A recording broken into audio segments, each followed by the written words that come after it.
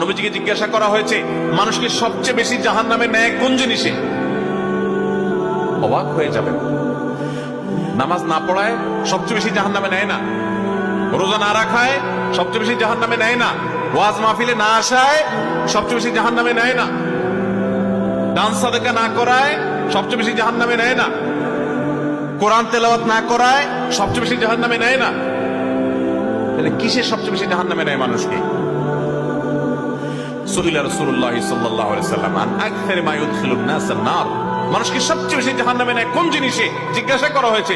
নবীজি বলেছেন দুই জিনিস, আল ফামু ওয়াল ফারাজ, মানুষের জিহ্বা, মুখ এবং লজ্জাস্থান, এই দুইটা অঙ্গ মানুষকে সবচেয়ে বেশি জাহান্নামে নিয়ে যায়। সবচেয়ে বেশি জাহান্নামে নিবে এই দুইটা অঙ্গ।